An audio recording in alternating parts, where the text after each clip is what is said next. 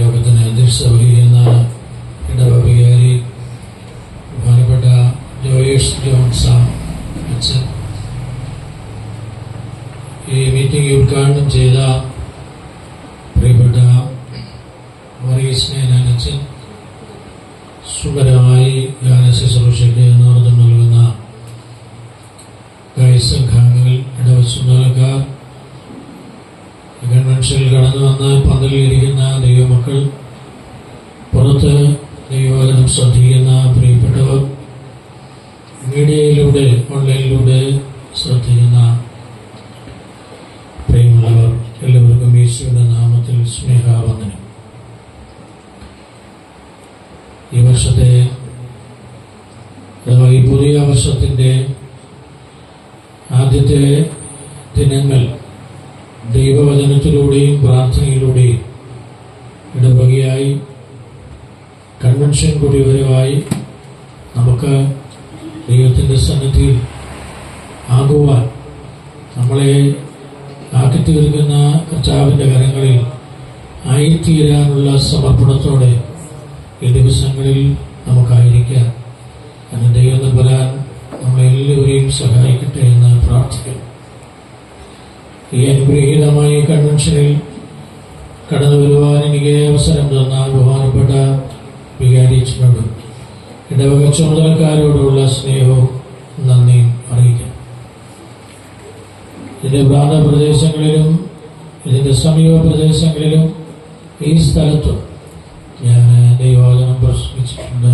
അത് ഞാൻ ഈ സന്ദർഭത്തിൽ ഓർക്കുന്നു. വീണ്ടും ആയുസ്, ആരോഗ്യം ഒക്കെ ദൈവം തന്നതിന് ദൈവത്തിന് ഒത്തിരി സ്തോത്രം. ബഹുമാനപ്പെട്ട വികാരി അച്ഛൻ പറഞ്ഞ വാക്കുകൾക്കൊക്കെ പ്രത്യേകം നന്ദി. അച്ഛനെ പരിചയപ്പെടുവാനും അച്ഛൻ്റെ ദൈവരായ ശുശ്രൂഷയിൽ ഈ ഇടവകയിൽ പങ്കുചേരുവാനും ഒക്കെ ഇടയാക്കി കർത്താവിൻ്റെ മഹത്വമുള്ള ശുശ്രൂഷയിൽ ഈ അനുഗ്രഹീത സഭയിൽ ദൈവം പ്രിയപ്പെട്ടവരെ ശക്തമായി ഉപയോഗിക്കട്ടെ എന്ന് പ്രാർത്ഥിക്കുന്നു. പ്രിയപ്പെട്ട വർഗീസ് മേനോൻ സുഹൃത്തും ദീർഘകാലം കർത്താവിൻ്റെ വേലയിൽ ഒത്തൊരുമിച്ച് പ്രവർത്തിപ്പാൻ ഇടയായിത്തീരുകയും ചെയ്തത് നന്ദിയോടെ ഓർക്കുക. അച്ഛൻ പോയ ഇടവകളിലെല്ലാം തന്നെ അച്ഛൻ്റെ കൂടെ കൺവെൻഷനിൽ പങ്കുചേരുവാൻ ഇടയായി തീർന്നെന്നുള്ളത് വളരെ സന്തോഷകരമായ കാര്യമാണ്. ദീർഘവർഷങ്ങളായി ഇന്നും ഇവിടെ ആയിരിക്കാനിടെ ഞാൻ 2-3 മാസത്തിന് മുമ്പ് അച്ഛൻ ഈ പള്ളിയിൽ വന്ന് ദൈവവചനം പ്രസംഗിച്ചു. ഇന്നിവിടെ ആയിരിക്കാനിടയായതിൽ ദൈവത്തിന് നന്ദിയോടെ സ്തോത്രം ചെയ്യും. അച്ഛൻ്റെ സാന്നിധ്യത്തിനും വാക്കുകൾക്കും ഒക്കെ ദൈവനാമത്തിലുള്ള നന്ദി ഈ തരുണത്തിൽ അറിയിക്കും. വചനത്തിൻ്റെ സത്യസന്ധത, വചനത്തിൻ്റെ ശക്തി, വചനത്തോടുള്ള നമ്മുടെ പ്രതിബദ്ധത എങ്ങനെയായിരിക്കണം എന്നുള്ളതാണ് നമുക്ക് ഉദ്ഘാടന പ്രസംഗത്തിലൂടെ കേൾക്കാനിടയായിട്ട്. അതുകൊണ്ട് ദൈവവചനത്തെ സത്യമുഖത്തോടെ പ്രായോഗികമാക്കേണ്ടതാണെന്നുള്ള ചിന്തയിൽ ഉപരി വിപ്ലവമല്ല, അതിൻ്റെ അപ്പുറത്ത് നമ്മെ സകല സത്യത്തിലേക്കും വഴി നടത്തുന്ന വചനത്തിൻ്റെ ശക്തി ഹൃദയത്തിൻ്റെ ഉള്ളിൽ പകരാൻ ഈ ദിവസങ്ങളിലൊക്കെ ഇടയാകട്ടെ. അതിനെ നമുക്ക് ഒരുമിച്ച് പ്രാർത്ഥിക്കാം. പ്രിയപ്പെട്ട എൻ്റെ സ്നേഹിതൻ പ്രിയപ്പെട്ട ജോൺ സാറാണ് എന്നെ ഈ മീറ്റിങ്ങിലേക്ക് പലവട്ടം എൻ്റെ ക്രമേണങ്ങളെ കുറിച്ചൊക്കെ പറഞ്ഞ് വിളിക്കുകയും എന്നെ ഞാൻ വന്നപ്പോൾ എൻ്റെ ഭവനത്തിലൊക്കെ കൊണ്ടുപോയി ഇവിടെ കൊണ്ടാക്കിയത് ദീർഘവർഷത്തെ ആത്മീയ ബന്ധം പരിചയമൊക്കെ ഉണ്ട്. ദൈവം കുടുംബത്തെയും അനുഗ്രഹിക്കട്ടെ. ഇന്ന് നമ്മൾ ഒരുമിച്ച് ധ്യാനിക്കുവാനായി പാഠഭാഗമായി വായിച്ച വേദഭാഗം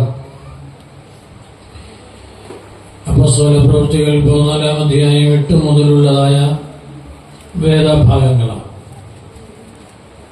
ആ ഭാഗത്ത് നിന്നുകൊണ്ട് ഇന്ന് ദൈവവചനം പങ്കുവയ്ക്കുവാനായി ആഗ്രഹിക്കുക. വചനത്തിന് എപ്പോഴും ഒരു പ്രായോഗിക തലമുണ്ട്. പ്രായോഗിക തലം ആധ്യാത്മികതയിൽ നിന്ന് പോയാൽ നാം ആരും അല്ലാത്തവരായി മാറുകയാണ്. വിശ്വാസികളായ നമ്മൾ ദൈവം പരമേൽപ്പിക്കുന്നതായ ചില നിയോഗങ്ങൾ, നിർദ്ദേശങ്ങൾ, ഉത്തരവാദിത്തങ്ങൾ, നാം പാലിക്കേണ്ടതായ ചില കാര്യങ്ങൾ ചെയ്യാതെ ദൈവാനുഗ്രഹമാണെന്ന് പറഞ്ഞുകൊണ്ട് ലഭിക്കുന്നതെല്ലാം സ്വീകരിച്ചു പോകുമ്പോൾ നമ്മുടെ ആധ്യാത്മിക അടിത്തറ തകരുകയാണ്. അത് മാത്രമല്ല, നമ്മൾ ആത്മീകരാണെന്നുള്ള ലേബൽ അവിടെ കാണും, നമ്മൾ ജഡീകരായി മാറുകയാണ്. പൗലോസ് അപ്പോസ്തലൻ 3 മനുഷ്യരെ കുറിച്ച് പഠിപ്പിക്കുന്നുണ്ട്. ഏതൊക്കെയാണെന്നറിയാമോ? ആത്മീകർ, ജഡീകർ, പ്രാകൃതർ. ഇത് 3ഉം നമുക്ക് നല്ലവണ്ണം മനസ്സിലാക്കാൻ പ്രയാസമൊന്നുമില്ല. പ്രാകൃത അനുഭവം അല്ലെ ജഡീക അനുഭവം ഒക്കെ തിരിച്ചറിയാം, ആത്മീയ അനുഭവങ്ങളൊക്കെ തിരിച്ചറിയാൻ കഴിയും. ഇവിടെ വന്നിരിക്കുന്ന നമ്മളെല്ലാം ആത്മീകരാണ്. ഞാൻ വിശ്വസിക്കാം. ബഹുമാനപ്പെട്ട വികാരിയച്ഛൻ രക്ഷയുടെ ആഴത്തെയും അർത്ഥത്തെയും രക്ഷിക്കപ്പെടേണ്ട ആവശ്യകതയെക്കുറിച്ചൊക്കെ നമ്മളെ ഓർപ്പിച്ചതാണ്. അപ്പോൾ ആത്മീയരായ നമ്മൾ പ്രാകൃതരായി തീരാൻ ഇവിടെ ഇരിക്കുന്ന വിത്തിൻ സെക്കൻഡ് മതി. നമ്മുടെ ചിന്താഗതി കൊണ്ട് തന്നെ നാം പ്രാകൃതരായി മാറാൻ സാധ്യത ഒത്തിരിയുണ്ട്. എന്നാൽ പ്രാകൃതരായിരിക്കുന്ന ഒരു വ്യക്തി ആത്മീയനായി മാറണമെങ്കിൽ അല്പം വില കൊടുക്കണം, അല്പം യാത്ര ചെയ്യണം, അല്പം തീരുമാനങ്ങളുടെ വഴിയിലൂടെ പോയേ സാധ്യമാകും. കൈവക്കിയതുകൊണ്ടോ എഴുന്നേറ്റതുകൊണ്ടോ ഒക്കെ ഒരു അടയാളങ്ങളെന്നുള്ളതല്ലാതെ അതിന്റെ അപ്പുറത്തേക്ക് വളരാൻ കഴിയുന്നില്ല. എന്നാൽ ആത്മീയ പ്രബുദ്ധതയിൽ പ്രസംഗകനായ ഞാൻ, ദൈവരാജ്യത്തിന്റെ ശുശ്രൂഷ ചെയ്യുന്നതായ നമ്മൾ, പ്രാർത്ഥനയിൽ മുന്നോട്ട് പോകുന്ന നമ്മൾ മൃഗീയരായി മാറാൻ അല്പസമയം മതി. അതുകൊണ്ട് വചനത്തിന്റെ ചൈതന്യം എന്ന് പറയുന്നത് ഈ മൃഗീയ സ്വഭാവത്തെ, മൃഗീയമായ അനുഭവങ്ങളെയൊക്കെ തച്ചുടച്ച് ആത്മസ്വഭാവത്തിന്റെ അനുഭവത്തിലേക്ക് നമ്മെ കൂട്ടിക്കൊണ്ടുവരുവാനായി നമ്മളെ ദൈവം വിളിക്കുമ്പോൾ അതിനൊരു പ്രായോഗിക തലം. ആ പ്രായോഗിക തലത്തിലേക്ക് വരാൻ ദൈവത്തിന്റെ പരിശുദ്ധാത്മാവ് നമ്മെ ആഹ്വാനം ചെയ്യുക. ടെക്സ്റ്റിലേക്ക് നമുക്ക് കടന്നു വരാം. പുസ്തക പ്രവൃത്തിയുടെ പുസ്തകം 16-ാം അധ്യായം 11 മുതലുള്ള വാക്യങ്ങൾ വായിക്കേണ്ട ആ ഭാഗം നമ്മൾ ധ്യാനിക്കുക, കണ്ണുകളടയ്ക്കുക, പ്രാർത്ഥിക്കുക. കർത്താവേ, ഞങ്ങളെ അങ്ങ് കൂട്ടിക്കൊണ്ടുവന്നിരിക്കുന്നു, അങ്ങാണ് ഞങ്ങളെ കൊണ്ടുവന്നത്. അങ്ങ് ഞങ്ങളോട് സംസാരിക്കണം, വചനത്തിന്റെ വാതിൽ തുറക്കണം, ഈ ജനത്തെ അനുഗ്രഹിക്കണം, ഞങ്ങളുടെ അച്ഛന്മാരെ അനുഗ്രഹിക്കണം, ഇടവകളെ വാഴ്ച, ഞങ്ങളാരും നഷ്ടപ്പെട്ടു പോകരുത്. അങ്ങേക്ക് പ്രയോജനമുള്ളവരായി ലോകത്തിന് അനുഗ്രഹമാണ് തീർക്കണം. അടുത്ത ദിവസങ്ങളിൽ ശുശ്രൂഷിക്കുന്ന അനുഗ്രഹിക്കപ്പെട്ട നിന്റെ അഭിഷക്തന്മാരെ വാഴ്ച യേശുവിന്റെ നാമത്തിൽ പ്രാർത്ഥിക്കുന്നു, കേൾക്കണമേ. അപ്പോസ്തലനായ പൗലോസ് തന്റെ ശുശ്രൂഷയിൽ നിർവഹിക്കുന്നത് വ്യത്യസ്ത രീതികളിലൂടെയും വ്യത്യസ്ത സ്ഥലങ്ങളിലൂടെയാണ്. ഒരേ തലത്തിലല്ല, വ്യത്യസ്ത രീതികളിൽ. ചന്തസ്ഥലത്ത് പ്രസംഗിച്ചതായി കാണാം, കാരാഗ്രഹത്തിൽ ദൈവവചനം പറഞ്ഞതായി കാണാം, പടയാളികള് തന്നോട് ചേർത്ത് ബന്ധിക്കപ്പെട്ടപ്പോൾ അവരോട് ദൈവവചനം പറഞ്ഞതായി കാണാം, സിനഗോഗുകളിൽ പള്ളികളിൽ ദൈവവചനം പറഞ്ഞതായി നമ്മൾ കാണാം. അപ്പോൾ ആദിമ സഭയിൽ ദൈവരാജ്യത്തിന്റെ ശുശ്രൂഷ എങ്ങനായിരുന്നു എന്നുള്ളതിനെ കുറിച്ച് വിവരിക്കുന്നതാണ് അപ്പോസ്തല പ്രവൃത്തിയുടെ പുസ്തകം. ഏതെങ്കിലും ഒരു പ്രദേശത്ത് ചെന്നാൽ അവിടെ പള്ളിയുണ്ടോ എന്ന് അന്വേഷിക്കും, ആദ്യോടെ പോവും, അവിടെ ദൈവവചനം പ്രസംഗിക്കും. അപ്പോൾ ഇന്നിടത്ത് മാത്രം ഒതുങ്ങിക്കൂടുന്നതല്ല, ഉള്ളിടത്ത് അത് ചെയ്യും, ഇല്ലാത്തടത്ത് ഇല്ലാത്ത രീതിയിൽ പോകും. അപ്പോൾ വ്യത്യസ്ത തലങ്ങളിലൂടെ കർത്താവിന്റെ സ്നേഹം ആളുകൾക്ക് പകർന്നു കൊടുത്ത ഒരു അനുഭവമാണ് പൗലോസ് അപ്പോസ്തലന്റെ. നാം വായിച്ച വേദഭാഗം തന്റെ രണ്ടാമത്തെ മിഷണറി യാത്രയിൽ കണ്ടുമുട്ടുന്നതായ ഒരു സ്ത്രീയുടെ ജീവിത അനുഭവങ്ങളെ കുറിച്ചും സുവിശേഷ കാഴ്ചപ്പാടിനെ കുറിച്ചും അവള് ദൈവരാജ്യത്തോടുള്ള ബന്ധത്തിൽ സുവിശേഷത്തോടുള്ള അവളുടെ പ്രതികരണത്തെ കുറിച്ചുമാണ് നമ്മൾ ഈ വേദഭാഗത്ത് വായിക്കുവാനായി കഴിയും. ഇത് ഫിലിപ്പിയ പട്ടണത്തിലാണ്. ആ ടെക്സ്റ്റ് വായിക്കുമ്പോൾ നമുക്ക് അത് മനസ്സിലാക്കാൻ കഴിയും. ഞാൻ വിശദീകരിച്ച് മുന്നോട്ട് പോകാൻ ആഗ്രഹിക്കുന്നില്ല. റോമൻ ഭരണാധികാരികളുടെ കീഴിൽ ഉൾപ്പെട്ട ഒരു സ്ഥലം ഫിലിപ്പിയ പട്ടണം. അവിടെ ലൂദിയ എന്ന് പറയുന്ന ഒരു സ്ത്രീ, അവളെ വിശേഷിപ്പിച്ചിരിക്കുന്നത് തുതൈര പട്ടണക്കാരിയ.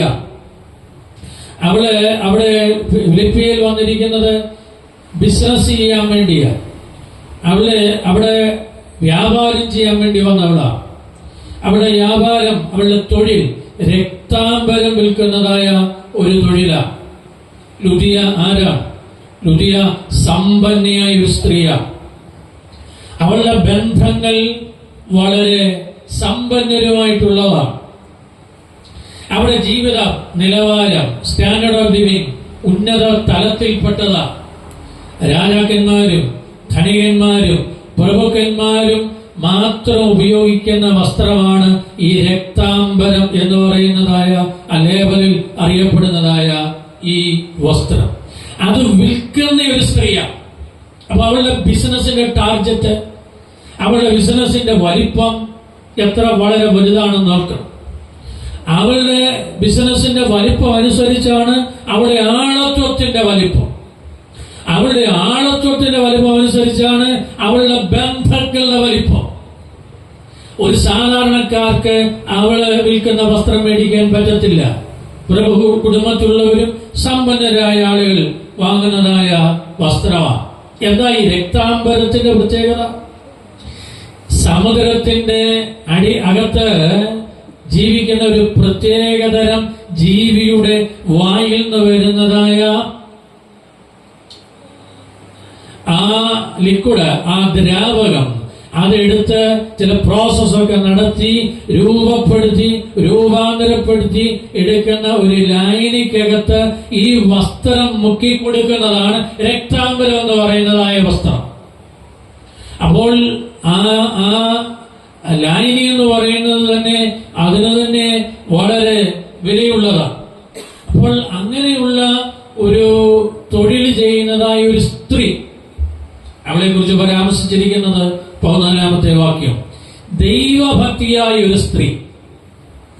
ലുദിയ ആരാണെന്നുള്ളത് ആണ് മനസ്സിലാക്കുന്നത്. അവൾ സമൂഹത്തിൽ ഉന്നതമായ നിലവാരത്തിൽ ബിസിനസ് ചെയ്യുന്ന ബന്ധങ്ങൾ കൊണ്ടും ഇടപാടുകൾ കൊണ്ടും ഉയർന്ന തലത്തിൽ നിൽക്കുന്ന ഒരു സ്ത്രീ. വേറൊന്ന് അവളെ കുറിച്ച് പറയുന്നത് ദൈവഭക്തിയായ ഒരു സ്ത്രീ.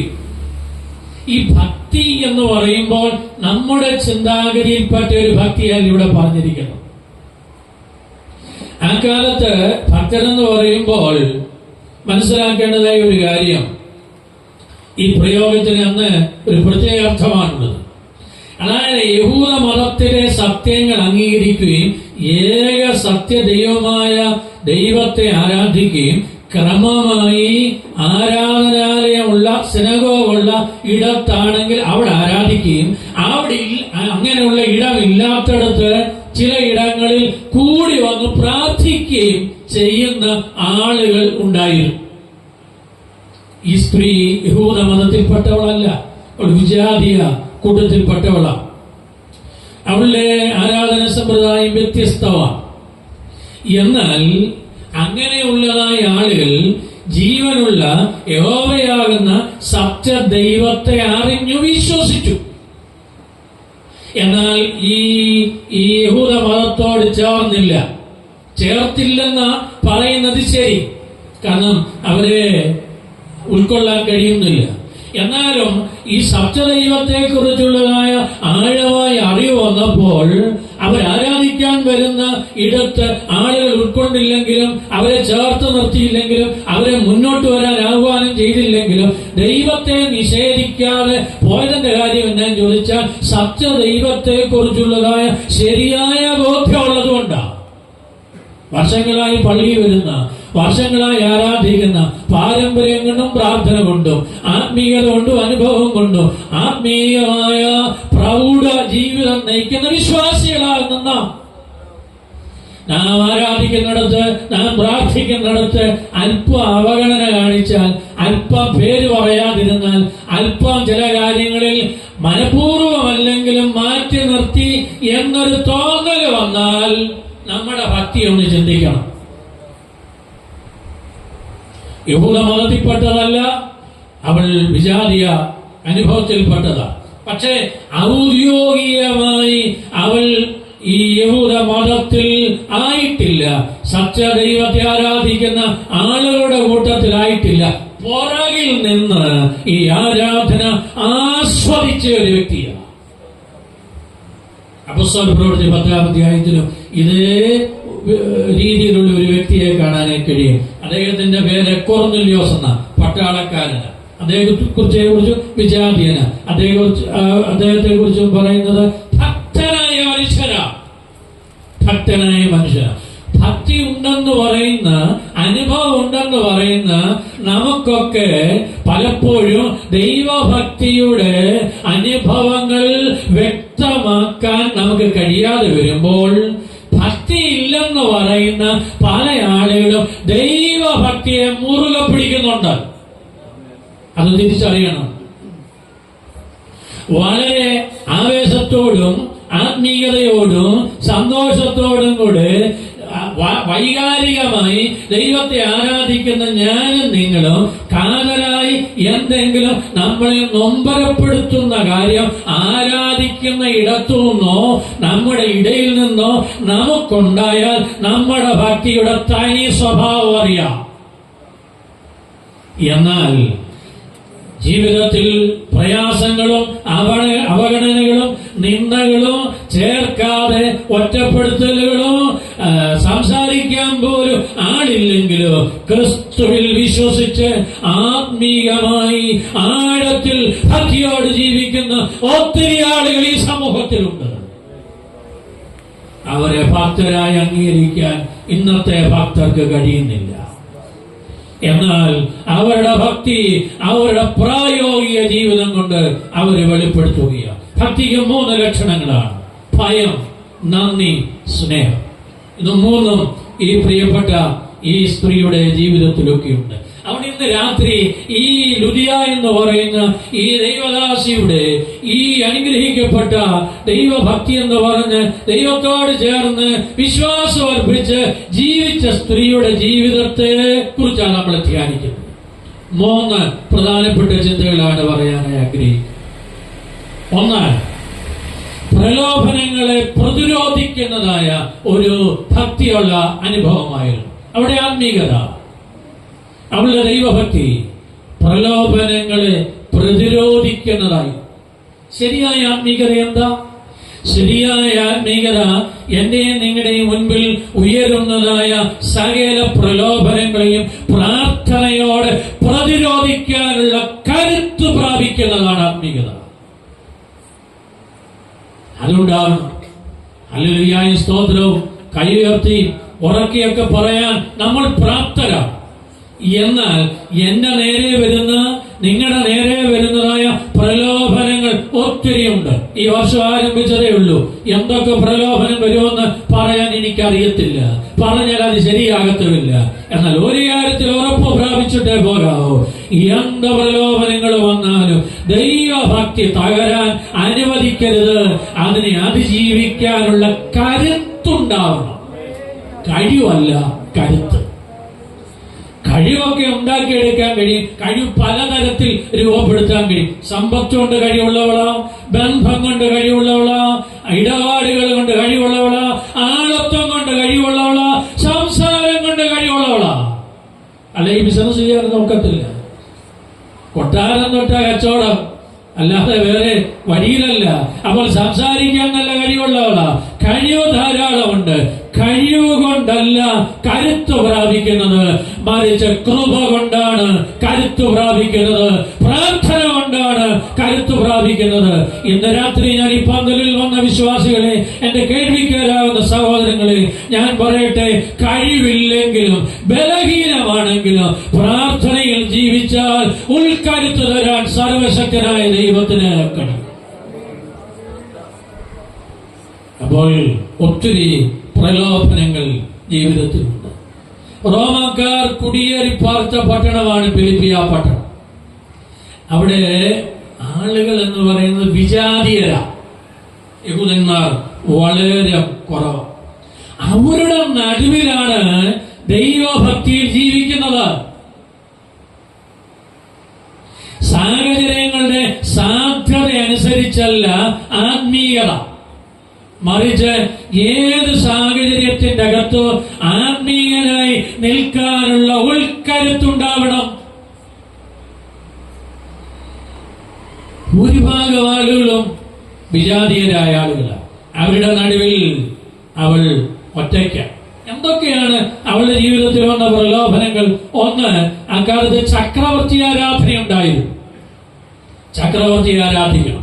റോമൻ ഭരണത്തിന്റെ കീഴിൽ ഉള്ള സ്ഥലങ്ങളിലൊക്കെ ഭരണാധികാരിയെ സന്തോഷിപ്പിക്കാനായി ചക്രവർത്തി ആരാധന പ്രബലമായിക്കൊണ്ടിരുന്ന ഒരു സാഹചര്യത്തിലാണ് അനവധി ആളുകൾ ചക്രവർത്തി ദൈവമാണെന്ന് പറയും, ചക്രവർത്തിയെ ആരാധിക്കുക.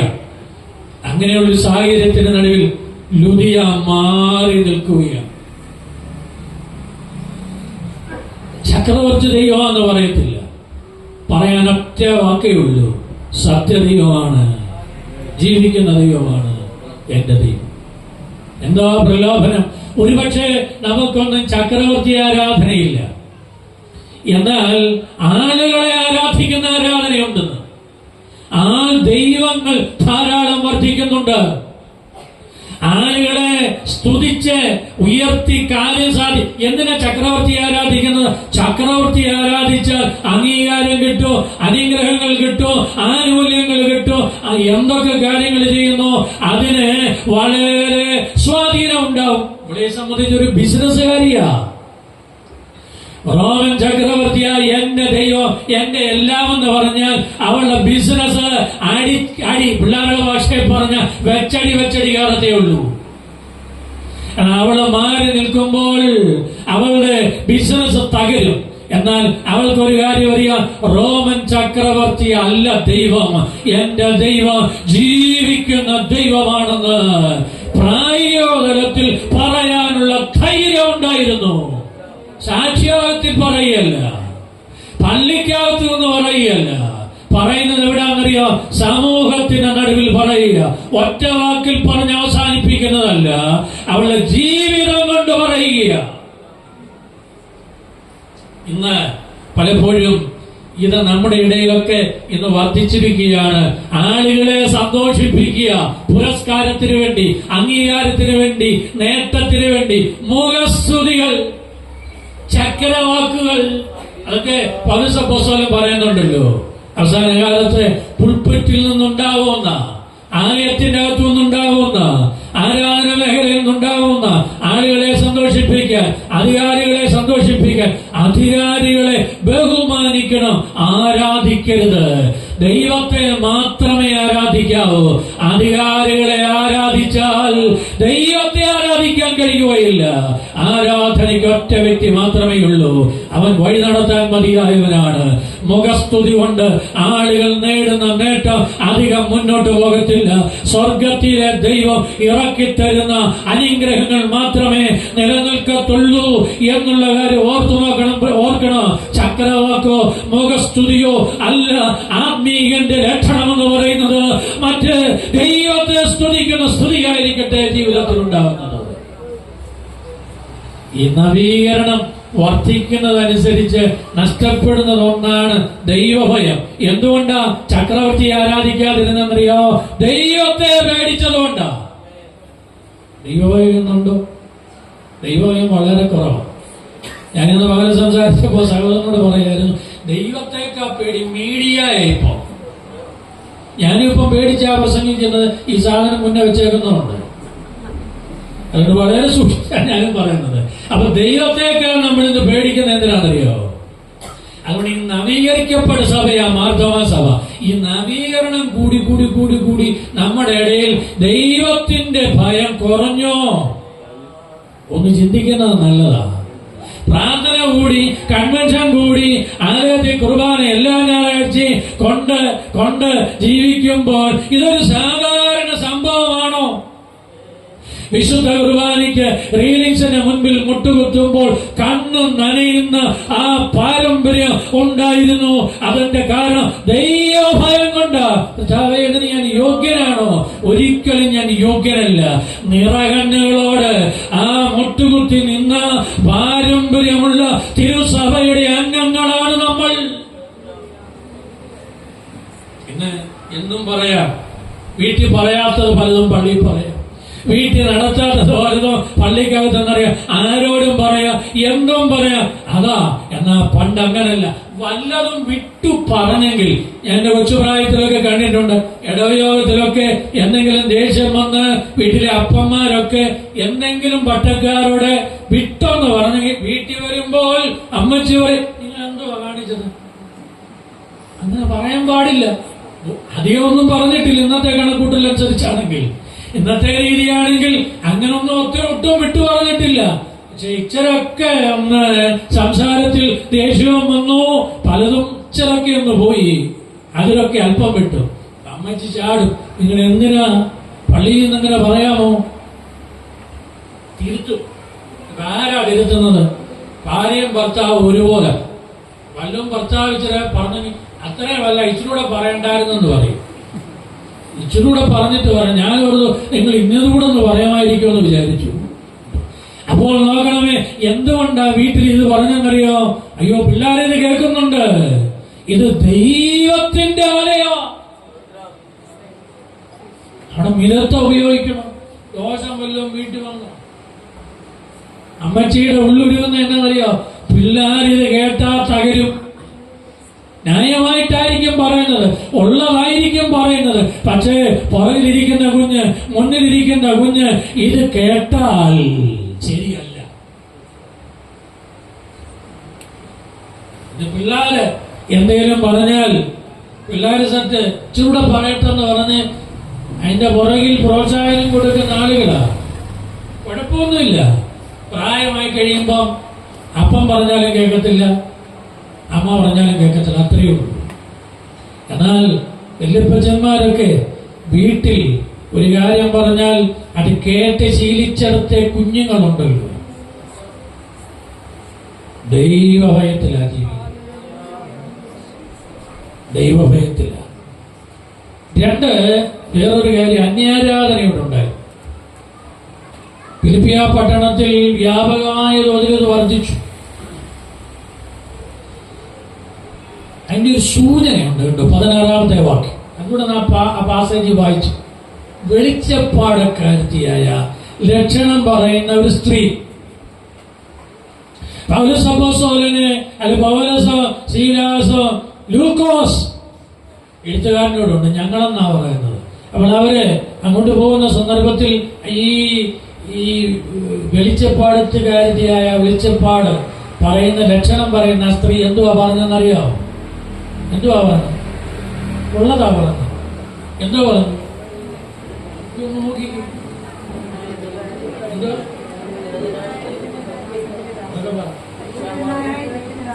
ഇവരാരാന്നറിയാമോ? അത്യുന്നതനായ ദൈവത്തിന്റെ ദാസന്മാർ. അടുത്ത വാക്കെന്തുവാ? രക്ഷാമാർഗം നിങ്ങളോട് അറിയിക്കുന്നവർ. ദോഷം വല്ലതും പറഞ്ഞു? ഉള്ളതല്ലയോ പറഞ്ഞത്? ഉണ്ടാക്കിയാണോ പറഞ്ഞത്? ഉള്ള കാര്യമല്ലയോ പറഞ്ഞത്? ഇത് ചില ദിവസങ്ങൾ പറഞ്ഞുകൊണ്ടിരുന്നു.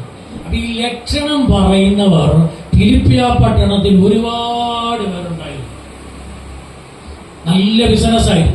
മുഖലക്ഷണം പറയും, ഭാവിയുടെ ലക്ഷണം പറയും, കുഞ്ഞുങ്ങളുടെ ഭാവി പറയും. ലക്ഷണം പറയുന്ന ആളുകൾ ധാരാളം ഉണ്ടായിരുന്നു. ഇവരെ കണ്ടപ്പോഴും പറഞ്ഞത് തെറ്റല്ല, കൃത്യമായ കാര്യമാണ്. ഈ ഫിലിപ്പിയായി ഞാൻ പറഞ്ഞല്ലോ, പച്ചവെള്ളം പോലും കൊടുക്കാൻ ആളില്ല ഇവർക്ക്. കാരണം അങ്ങനെ ഒരു പട്ടണമാണ്. അവിടെ ഈ കാര്യം വിളിച്ചു പറയാൻ ഒരാൾ വന്നപ്പോൾ തിരിഞ്ഞു നിന്ന് കൈ കൊടുത്ത് തോളെ തട്ടേണ്ടതാണ്. സ്വീകരിക്കാൻ ആളില്ല. പൗലോസ് ചെയ്ത ഒരു കാര്യം എന്നറിയാം, മുഷിഞ്ഞു. എന്നിട്ട് അവിടെ പേരുള്ള ഭൂതത്തെ ഈ നല്ല കാര്യം പറഞ്ഞു എന്നുള്ള കാരണത്താൽ അതിന്റെ പുറകിൽ വ്യാപരിക്കുന്നതായ അന്ധകാര ശക്തി എന്താണെന്ന് തിരിച്ചറിഞ്ഞ് അതിനെ തകർക്കാനുള്ള കരുത്തുണ്ട്.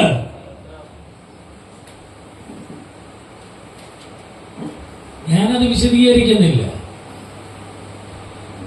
ലൂദിയ ഒരിക്കൽ പോലും തന്റെ ബിസിനസ് വർദ്ധിപ്പിക്കാൻ വെളിച്ചപ്പാടത്തിക്കാരിയായ ആളുകളുടെ അടുത്ത് പോയി പണമിട്ടിട്ടില്ല. ആത്മീയത നോക്കണം. അവിടെ ബിസിനസ് അവൾക്ക് വളരെ വലുതാ. നോക്കണമേ, ഈ അവള് പാർക്കുന്ന ഫിലിപ്പിയ പട്ടണത്തിൽ അവിടെ ആലയമില്ല. ഞാനത് പറയാം. അവിടെ ആലയമില്ല. അങ്ങനെയുള്ള ഒരു സാഹചര്യത്തിൽ അപൂർത്തി ലഭിക്കുന്ന, ഭൗതിക അപൂർത്തി ലഭിക്കുന്ന, ബിസിനസ് അപൂർത്തി ലഭിക്കുന്നതായ ഇടം എവിടുണ്ടോ അവിടെ പോയി മുട്ടുകുത്താതെ മാറി നിന്ന ഒരാത്മീയത. ഇതാത്മീയതയുടെ കരുത്ത്. ഇന്നതാണ് എവിടെയും മുട്ടുകുത്തും നമ്മുടെ ആളുകൾ. എവിടെയും പോകും. നേട്ടം കിട്ടാൻ വേണ്ടി അവിടുന്ന് പോയി നോക്കണമേ. ഞങ്ങളുടെ നാട്ടിലൊക്കെ പറയും, എന്തൊരു മുഖത്ത് നോക്കിയുള്ള കാര്യം പറയും, വീട്ടിലെ കാര്യങ്ങളെല്ലാം പറയും, കുഞ്ഞുങ്ങളുടെ ഭാവി പറയും, ഫ്ലൈറ്റ് ടിക്കറ്റ് വരെ പറയും, എന്നാ പോകുന്ന കൃത്യമായിട്ട് പറയും. കുറെ കാലം മുമ്പൊക്കെ ഞങ്ങളുടെ അവിടെ വന്നു കഴിയുമ്പോൾ ഏത് വണ്ടിയിലാ വന്നെന്ന് പറയും. ആ ചുമന്ന മാരുതി വാഗണർ നമ്പർ ഇന്ന് വീട്ടിൽ. പിന്നെ മനസ്സിലായി അങ്ങനെ ഒരു ആപ്പ് ഉണ്ടെന്നുള്ളത്. മനസ്സിലായോ? ആ ആപ്പ് ഡൗൺലോഡ് ചെയ്ത് കഴിഞ്ഞാൽ നിങ്ങളുടെ വണ്ടിയുടെ നമ്പരും നിങ്ങളുടെ വീട്ടുപേരും പേരും ഇതെല്ലാം അതിനകത്തുണ്ട്. അന്ന് കേട്ടപ്പോൾ ആളുകൾ പറയും, എന്ത് അച്ചട്ട് കാര്യം, ഇതെല്ലാം ഓടും. ലുദിയ പോയില്ല. ഒരു സ്ത്രീയല്ല, ഫിലിപ്പിയ പട്ടണത്തിൽ ഒരുപാട് പേരുണ്ട്. അവള് പറഞ്ഞു നല്ലതാ, ഇല്ലാത്തത് പറഞ്ഞില്ല.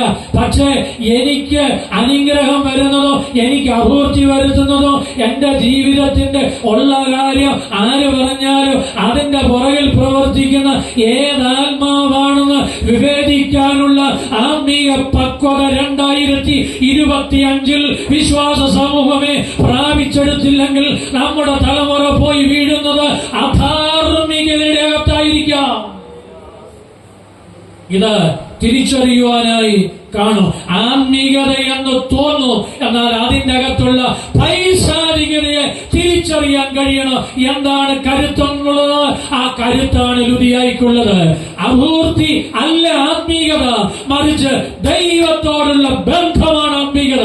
പച്ചവെള്ളം കുടിച്ചു, പട്ടിണി കിടന്നു, മുണ്ടു മുറുകിയെടുത്തു, എന്റെ ദൈവം മതിയായവനെന്ന് പറഞ്ഞ് പൈതൃകമായി ലഭിച്ച ക്രൂശിന്റെ ആത്മീയതയാണ് സുവിശേഷത്തിന്റെ ശക്തി എന്ന് തിരിച്ചറിയണം. ഭൗതിക മെറ്റീരിയൽ ബ്ലെസ്സിംഗ് അല്ല ക്രിസ്തുവിന്റെ രാജ്യത്തിന്റെ ശക്തി, മറിച്ച് നിത്യതയാണ് എന്നുള്ള കാര്യം ഓർക്കണം. വേറൊന്ന്, 13-ാമത്തെ വാക്യം നോക്കിക്കേ, സത്യാരാധന. അപ്പോൾ ചക്രവർത്തി ആരാധന, അന്യാരാധന, പിന്നെന്തുവാ? സത്യാരാധന. അതിനെ പ്രതിരോധിക്കുക, അതിനുള്ള കരുത്താണ്. എന്താ സത്യാരാധന? ശബത്ത് നാൾ വന്നപ്പോൾ പൗലോസും കൂടെയുള്ളവരും പ്രാർത്ഥനാ സ്ഥലം അന്വേഷിച്ചു, കണ്ടില്ല. അങ്ങനെ പോയപ്പോഴാണ് പുഴവക്കത്ത് കുറച്ച് സ്ത്രീകൾ ഇരിക്കും. അപ്പൊ ഞാൻ പറയട്ടെ, ഫിലിപ്പിയ പട്ടണത്തിൽ യഹൂദന്മാർ അധികമില്ല. യഹൂദന്മാരുടെ രീതി അനുസരിച്ച് 10 പുരുഷന്മാരുണ്ടെങ്കിൽ സിനഗോഗ്, അവരുടെ ആരാധനാലയം പണിയാൻ പറ്റൂ. കൊച്ചുപള്ളി അവർ കൂടി വരുമ്പോൾ പ്രാർത്ഥിക്കാനുള്ളത് 10 പുരുഷന്മാര് വേണം. അപ്പൊ ഈ പട്ടണത്തിൽ ആരില്ല? 10 പുരുഷന്മാര് പോലും ഇല്ല. സ്ത്രീകളുണ്ടാ പറ്റത്തില്ല, 10 പുരുഷന്മാരില്ല. അതുകൊണ്ട് അവിടെ എന്തോ ഇല്ല, സിനഗോഗില്ല. പൗലോസിന്റെ ജീവിതം ഒന്ന് മനസ്സിലാക്കുമ്പോൾ കാണാൻ കഴിയുന്ന കാര്യം ഞാനറിയോ? ഏതെങ്കിലും സ്ഥലത്ത് ചെന്നാൽ ആദ്യം അന്വേഷിക്കുന്നത് പള്ളിയുണ്ടോന്ന്. അവിടെ അന്വേഷിച്ചപ്പോൾ ഇല്ല. കാണാതെ ഇരുന്നപ്പോൾ വെറുതെ അലസനായി ഇരിക്കുകയല്ലായിരുന്നു, ഇറങ്ങി നടന്നു. അവിടെ കണ്ടു, പ്രാർത്ഥിക്കുന്നിടം കണ്ടു. നമ്മുടെ കുഞ്ഞുങ്ങളൊക്കെ പുറത്തു പഠിക്കാൻ പോകുമ്പോൾ മാതാപിതാക്കൾ നല്ല കോളേജിൽ അഡ്മിഷൻ എടുക്കും. ആദ്യം അന്വേഷിക്കുന്നത് എന്നു ചോദിച്ചാൽ നല്ല കോളേജ് അഡ്മിഷൻ എടുക്കും. അത് കഴിഞ്ഞ് ഹോസ്റ്റൽ നോക്കും, നല്ലതാണോ നോക്കും. അത് കഴിഞ്ഞ് ഹോസ്പിറ്റലിൽ നോക്കും. എന്തിനാണെന്നറിയാം? അസുഖം വന്നാൽ പെട്ടെന്ന് പോകാനുള്ളതായ വണ്ടി സൗകര്യം, കൺവീനിയൻസ് എല്ലാം നോക്കും. അത് കഴിഞ്ഞ് പിള്ളേരെ നോക്കുന്ന ഒരു നോട്ടമുണ്ട്, ഹോട്ടൽ എവിടെ നോക്കും. കാരണം അവർക്കറിയാം ഇവിടുത്തെ ഭക്ഷണം വളരെ മോശമാണ്. അതുകൊണ്ട് എങ്ങനെയും രക്ഷപ്പെട്ടു പോയി നല്ല ഹോട്ടൽ എവിടെയാണ് പോയി നോക്കും. പള്ളി എവിടാണ് വല്ലതും കണ്ടുപിടിക്കൂ മാതാപിതാക്കൾ? പള്ളി ഞായറാഴ്ച ആരാധിക്കാൻ ഇന്നടത്ത് പോകണം. ഇന്ന് ഞാൻ ചലഞ്ച് ചെയ്ത് ചോദിക്കുക, കൺവെൻഷനിൽ വന്നിരിക്കുന്ന ദൈവമക്കള്, നിങ്ങളുടെ മക്കളോ കൊച്ചുമക്കളോ ഞായറാഴ്ച അലസരായി അവിടെ ഹോസ്റ്റലിൽ ഇരിക്കുകയാണോ? ഈ ബൈബിളുമായി ആലയത്തിൽ ആരാധിക്കാൻ പോകുന്നവരാണോ? അവരെ പറഞ്ഞു വിടാനുള്ള ഒരാത്മീകതയുണ്ടോ? പണം കൊടുക്കാൻ നിങ്ങൾക്ക് കഴിഞ്ഞു, ഇൻസ്റ്റിറ്റ്യൂഷൻ കണ്ടുപിടിക്കാൻ നിങ്ങൾക്ക് കഴിഞ്ഞു, ഹോസ്റ്റൽ കണ്ടുപിടിക്കാൻ നിങ്ങൾക്ക് കഴിഞ്ഞു. അവർ വിളിച്ചില്ലെങ്കിൽ വെപ്രാളമാ. എന്നാൽ ഞായറാഴ്ച അവരേത് പള്ളിയിൽ പോയി ദൈവത്തെ ആരാധിക്കണമെന്ന് ഉറപ്പ് വരുത്താൻ കഴിയുന്ന ആത്മീകതയുടെ അനുഭവം ഉണ്ടോ ജീവിതത്തിൽ? ഇതൊക്കെ പറഞ്ഞ എങ്ങനെ സ്വോത്രം പറയുന്നില്ല? ഒക്കെയല്ല പറയരുത്. അതാ പറയാൻ പാടില്ല. എങ്ങനെ പറയാനാ ഒക്കുന്നത്? എന്നാൽ ഞാനങ്ങ് പറയാ, നിങ്ങളുടെ കുഞ്ഞുങ്ങൾ പഠിക്കാൻ പോയി അവർക്ക് 100% മാർക്ക് ഇപ്പം തന്നെ ദൈവം തരുമെന്ന് പറഞ്ഞാൽ എനിക്കറിയാം, സ്തോത്രം ഹല്ലേലൂയയും ഒക്കെ. പരീക്ഷ എഴുതിയില്ലേലും ദൈവദൂതം വന്ന് പേപ്പർ നോക്കി മാർക്ക് ഇടുമെന്ന് പറഞ്ഞാൽ സന്തോഷിക്കാത്തവർ ഈ പന്തലിലുണ്ടോ? ഒരാളെങ്കിലും സന്തോഷിക്കും. അങ്ങനെയൊന്നും നടന്നായിരുന്നെങ്കിൽ നല്ലതായിരുന്നെന്ന് ചിന്തിക്കാത്തവരുണ്ടോ? പൗലോസ് അപ്പോസ്തലൻ അവിടെ പോയപ്പോൾ ലൂദിയ ആ പുഴവക്കത്തിൽ ഇരിക്കുകയും ദൈവത്തെ ആരാധിക്കേണ്ട ദിവസം അവൾ അവിടെ വന്നു. അപ്പോൾ നോക്കണമേ, ദൈവത്തെ ആരാധിക്കാൻ പോയി. അവിടെ ജീവിതത്തിന്റെ കരുത്താണ് ഞാൻ പറയുന്നത്. പ്രലോഭനങ്ങളെ പ്രതിരോധിക്കാനുള്ള കരുത്ത്. കാട അടച്ചു. ഏത് ദിവസം? ശബത്ത് നാൾ. ശബത്ത് ആരുടെ ദിവസമാണ്? യഹൂദന്റെ ആരാധന ദിവസമാണ്. അവള് കാട അടച്ചു. ഫിലിപ്പിയ പട്ടണത്തിൽ യഹൂദന്മാര് ഇല്ലാതിരിക്കെ ഒരുപാട് കടകൾ, മാർക്കറ്റ് അവിടെ ഉള്ളപ്പോൾ ആ കടയെല്ലാം തുറന്നു വെക്കുമ്പോൾ സാക്ഷ്യത്തിന്റെ അടയാളം കൂടാണ്. അവളുടെ കടയുടെ ഷട്ടർ ഇട്ടു. ശരിയാണോ തെറ്റാണോ? പറ. കട അടയ്ക്കാതെ അവൾക്ക് വരാൻ പറ്റൂ? അവളുടെ കച്ചവടം അവള് സ്റ്റോപ്പ് ചെയ്തു. അവളെവിടെ വന്നു? പള്ളി വന്നു. ഞാൻ ജനിച്ചു വളർന്ന കിഴക്കൻ നാട്ടിലാണ്. റബ്ബർ ഉണ്ടോ? ഇവിടെ റബ്ബറുണ്ട്. അപ്പൊ അത് പറഞ്ഞാൽ മനസ്സിലാക്കുമല്ലോ. ഞങ്ങൾക്കും കുറച്ച് റബ്ബറൊക്കെ ഉണ്ടായിരുന്നു. അപ്പൊ സാധാരണ കാണുന്നത് ഈ മഴക്കാലത്ത് വിലയൊക്കെ ഉള്ള സമയം. മഴക്കാലത്ത് തിങ്കൾ തൊട്ട് വെള്ളിയാഴ്ച വരെ മഴയായിരിക്കും. ശനിയാഴ്ച മഴ കാണത്തില്ല. അപ്പോൾ ഒരു ഗുണമുണ്ട്, ഞായറാഴ്ച രാപ്പി. വെട്ടണോ വെട്ടണ്ട? പ്രലോഭനമോ? ഞാൻ ദൈവത്തോട് പോലെ അങ്ങ് ചോദിച്ചിട്ടുണ്ട്, എന്റെ ദൈവമേ, കാരണം ഉപജീവനത്തിലുള്ള വഴിയാണ് ഇത് കിട്ടിയിട്ട് വേണേ കാര്യങ്ങൾ നടത്താൻ. ഇതുകൊണ്ടാണ് ജീവിക്കുന്നത്. തിങ്കളാഴ്ച ഒന്ന് തോർന്ന് കിട്ടിയാൽ നീ വെട്ടത്തിൽ, ചൊവ്വാഴ്ച ഒന്നതോ ഇല്ല. ആ തിങ്കൾ തൊട്ടങ്ങ് വെള്ളി വരെ മഴ, അടപ്പ മഴയാ. ശനിയാഴ്ച നല്ല വെയിലുവാ, ഞായറാഴ്ച റെഡിയായിട്ട് കിടക്കുക മരംപെട്ട. അങ്ങനെ വാർത്താവക്കാരും വെട്ടി ദോഷമാണോ ഗുണമാണെന്നൊന്നും എനിക്കറിയത്തില്ല. എന്റെ വീട്ടിലെ കാര്യം ഞാൻ പറയാം. ഞായറാഴ്ച കടയുടെ ഷട്ടർ താഴെയാണ്.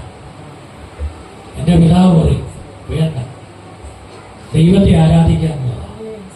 അന്നത്തെ ലാഭം വേണ്ട. അന്നത്തെ ലാഭം പാവമാണെന്നൊന്നും എനിക്ക് വ്യാഖ്യാനിക്കാനുള്ള കഴിവോ പ്രാപ്തിയോ ഒന്നുമില്ല. പക്ഷേ ഒരു കാര്യം പറയാം, അന്നത്തെ ലാഭം വേണ്ട. ലാഭത്തെക്കാൾ ദൈവത്തെ കാണിച്ചു തന്നതുകൊണ്ടാണ് ഞാൻ എന്നിവിടെ നിൽക്കുന്നത്. 94-ാമത്തെ വയസ്സിലാണ് എൻ്റെ പിതാവ് മരിക്കുന്നത്. 87-ാമത്തെ വയസ്സിലാണ് എൻ്റെ മാതാവ് മരിക്കുന്നത്. ഞാൻ ഒരു മോനേ ഉള്ളൂ. 2.5 വർഷം ഡൈപ്പർ കെട്ടി എൻ്റെ അമ്മ കിടന്നു. എൻ്റെ പിതാവ് 6 വർഷം. എൻ്റെ അമ്മ കിടക്കുമ്പോഴും എൻ്റെ പിതാവ് രോഗിയാണ്. യൂറിൻ പോകാൻ പ്രയാസമായിട്ട് പ്രോസ്റ്റേറ്റിന്റെ പ്രോബ്ലം വന്ന് ട്യൂബിട്ട് 6 വർഷം. ഒരു കട്ടിലെ എൻ്റെ പിതാവും മറ്റേ കട്ടിലെ അമ്മയും. അങ്ങനെ കിടന്നത്. അന്ന് കട അടച്ചതുകൊണ്ട്, ഷട്ടർ ഇട്ടതുകൊണ്ട്, അന്നത്തെ ലാഭം വേണ്ട എന്ന് പറഞ്ഞതുകൊണ്ട്, സമ്പത്ത് കുറവാണെങ്കിലും അപ്പനെ അമ്മയും പൊന്നുപോലെ നോക്കി. എന്നാൽ ഇന്ന് ഞാനിവിടെ ഒന്ന് പറയുമ്പോൾ, അന്ന് പള്ളിയല്ല വലുത്, ആരാധനയല്ല വലുത്, അധ്വാനമാണ്, ലാഭമാണെന്ന് പറഞ്ഞ എന്റെ കൂടെ പഠിച്ച അനവധി പിള്ളേരുടെ അപ്പനും അമ്മയോ വെള്ളം കിട്ടാതെ അനാഥരായി, ഒരു നേരത്തെ ആഹാരം പോലും കിട്ടാതെ വളരെ ദുരന്തം അനുഭവിച്ച് ഈ ലോകത്തിൽ നിന്ന് മാറിയപ്പോൾ ദൈവത്തെ എന്റെ ഉള്ളിൽ തന്നതിന്റെ ഫലമായി ലാഭമല്ല വലുത്, ദൈവമാണ് വലുത്. കരുത്ത് വേണം. അതിന് കഷ്ടങ്ങൾ വരും, വേദനകൾ വരും, ദാരിദ്ര്യം വരും, മുണ്ട് മുറുക്കിയെടുക്കേണ്ടതായി വരും, ഈ തുടർമാനമായി വരും. പക്ഷേ ദൈവാലയത്തിൽ പോകേണ്ട സമയത്ത് കുഞ്ഞുങ്ങളുമായി ആലയത്തിൽ പോയി വിശുദ്ധ കുർബാനയിൽ പങ്കെടുത്ത് അന്നത്തെ ബിസിനസ് വേണ്ട എന്ന് വെച്ച് അത് പിതാക്കന്മാർ വെച്ച മാതൃക, ദൈവത്തെ ആരാധിക്കേണ്ട സമയം വേറൊന്നിനും കൊടുക്കാതെ ദൈവത്തെ ആരാധിച്ചവരുടെ തലമുറയെ സമൃദ്ധി കൊണ്ട് ദൈവം അനുഗ്രഹിച്ചില്ലെങ്കിലോ ഞാനൊരു കാര്യം ഉറപ്പിച്ചു പറയാം, സമാധാനം കൊണ്ട് ദൈവം അനുഗ്രഹിച്ചു. സമൃദ്ധിയേക്കാൾ വലുതാണ് സമാധാനം. സമൃദ്ധിയുള്ള അനവധി വീടുകളിൽ സമാധാനമില്ലാതിരിക്കുമ്പോൾ സമാധാനമുള്ള അനവധി വീടുകളിൽ ഇന്ന് സമൃദ്ധിയില്ലെങ്കിലോ അവിടെ ദൈവമുണ്ട്. ദൈവത്തിന് നന്ദിയോട് സ്തോത്രം. അപ്പോൾ ജീവിതത്തിൽ ഓർക്കണം പ്രിയമുള്ളവരെ, ആത്മീക ജീവിതത്തിൽ ഉയരുന്നതായ പ്രലോഭനങ്ങളെ പ്രതിരോധിച്ചു. 4-ാമത്തെ വാക്യത്തിൽ ലുദിയയുടെ 2-ാമത്തെ ആത്മീയ അനുഭവത്തെ കുറിച്ചാണ്, ഭക്തിയുടെ അനുഭവത്തെ കുറിച്ച്. പ്രകാശനത്തിൽ സജീവമാകുന്ന ലുദിയ. 4-ാമത്തെ വാക്യം പുഴവക്കത്തിരുന്ന് അവർ പ്രാർത്ഥനാ സ്ഥലത്തിരുന്നപ്പോൾ അപരിചിതനായ ഒരാൾ അവിടെ വന്നു. അപരിചിതരായ പുരുഷന്മാരവിടെ വരുന്നു. അവിടെ ഇരുന്ന് പൗലോസ് എന്തോ ചെയ്തു? പ്രസംഗിച്ചു. അത് ലുദിയ കേട്ടോണ്ടിരുന്നു. മോട്ടിവേഷൻ സ്പീക്കിംഗ് അല്ല, സുവിശേഷ പ്രസംഗമാണ്.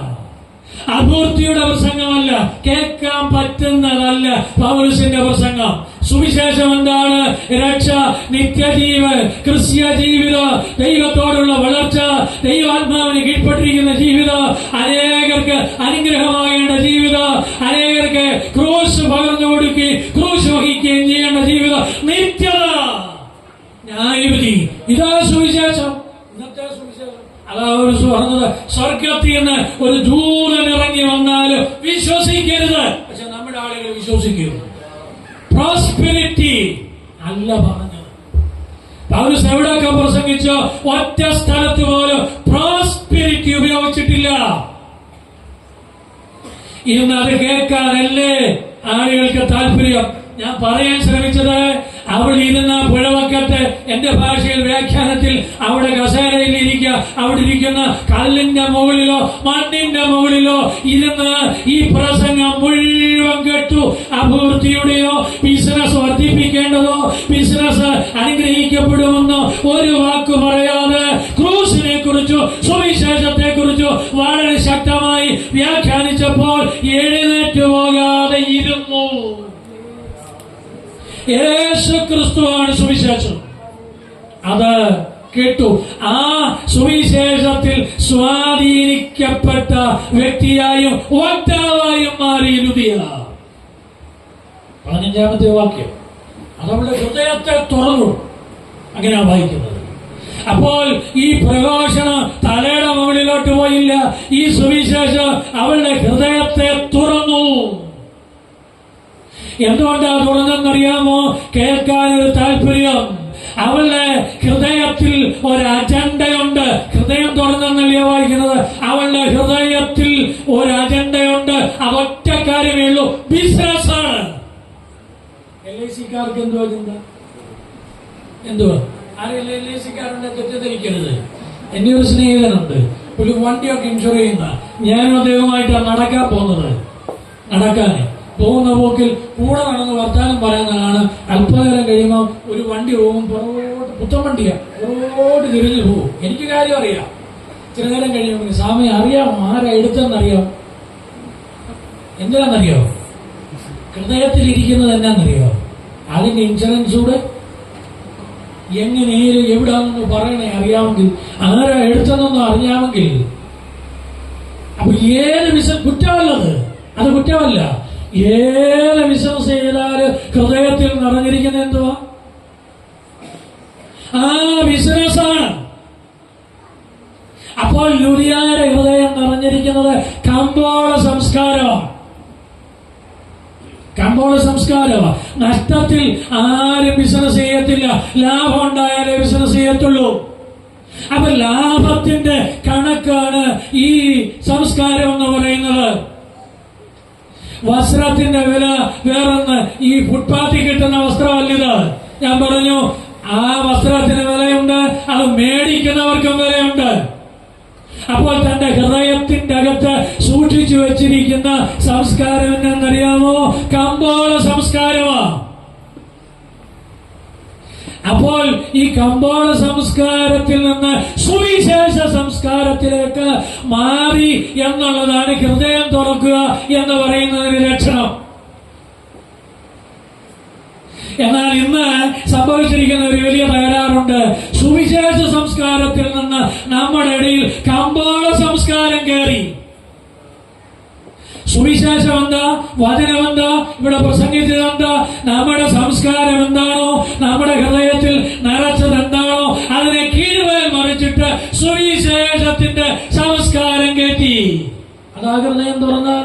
ഹൃദയം തുറന്നെന്ന് പറഞ്ഞാൽ കമ്പോള സംസ്കാരത്തിന്റെ പ്രത്യേകത എന്താ? അവിടെ മനുഷ്യന് വിലയില്ല, അവിടെ മൃഗത്തിനാണ് വില. മൃഗങ്ങൾക്കാണ് വില, വിഭവങ്ങൾക്കാണ് വില, ആളുകൾക്ക് വിലയില്ല, സാധനങ്ങൾക്കാ വില. അല്ലയോ? ഇന്ന് മനുഷ്യന് വിലയുണ്ടോ? അപ്പന് വിലയുണ്ടോ? അമ്മയ്ക്ക് വിലയുണ്ടോ? പിള്ളേർക്ക് വിലയുണ്ടോ? ഇല്ല. ഇന്ന് പെൻഷൻ കൂടില്ലെങ്കിൽ അപ്പനും അമ്മയ്ക്കും ഒരല്പം പോലും വിലയും.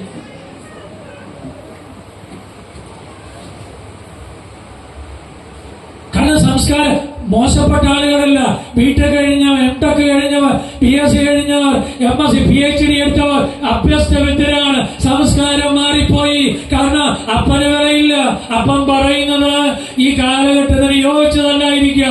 പക്ഷേ യോജിച്ചതല്ലെങ്കിലോ അപ്പൻ പറയുന്ന കാര്യത്തിന് കീഴ്പ്പെട്ടു കൊടുത്ത് അത് ഉൾക്കൊള്ളാനുള്ളതായ ഒരു സംസ്കാരമാണ് സുവിശേഷത്തിന്റെ സംസ്കാരം. തല നരച്ചവർ അനുഗ്രഹിക്കപ്പെട്ടവരാണെന്ന് തിരുവചനം പറയുമ്പോൾ നരച്ച തലയെ അപമാനിച്ച് ഇറക്കി വിടുന്ന സംസ്കാരമല്ല. അല്ല,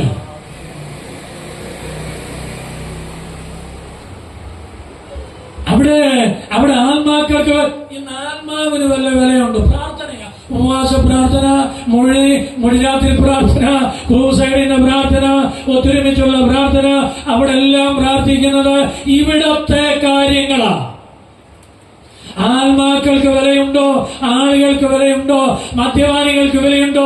സഹോദരങ്ങളെ, ഈ 2-ാം തീയതി ഞാൻ ചലഞ്ച് ചെയ്ത് ചോദിക്കുക, നമ്മുടെ കുടുംബ പ്രാർത്ഥനയിൽ നമ്മുടേതല്ലാത്ത ഒരാളെങ്കിലും ഉണ്ടോ? ഉപഭോഗ സംസ്കാരം, കമ്പോള സംസ്കാരമാണ്. അവിടെ പരസ്യത്തിനാണ് വില.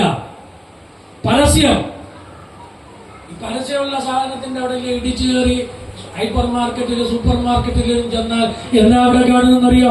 പരസ്യം എന്താ കണ്ടത്? അതാണ്. അവിടെയാണ് ആ സാധനം. ആത്മീയ മേഖലയിലും അതാണ്. പരസ്യമാണ്, മുഴുവൻ പരസ്യമാണ്. പ്രസംഗിക്കുന്ന ഞങ്ങളൊക്കെ ചെയ്യുന്നു പരസ്യം. കോട്ടിട്ടൊരു പരസ്യം, ടൈ കെട്ടിയൊരു ഫോട്ടോ, ഇങ്ങോട്ട് നിന്നൊരു ഫോട്ടോ.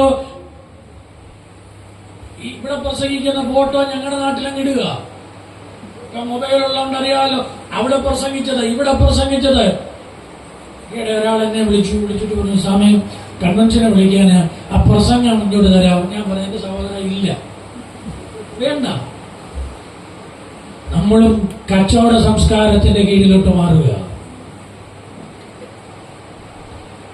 സംസ്കാരം മാറണം. വില എന്തിനാണ്? ആളുകൾക്കാണ് വില, ആത്മാക്കൾക്കാണ് വില, മെറ്റീരിയൽസിനല്ല വില, പണമുള്ളവർക്കല്ല വില. പണമുണ്ടെന്നുള്ള ഒറ്റ കാരണത്താൽ ദൈവരാജ്യത്തിൽ വിലയില്ല.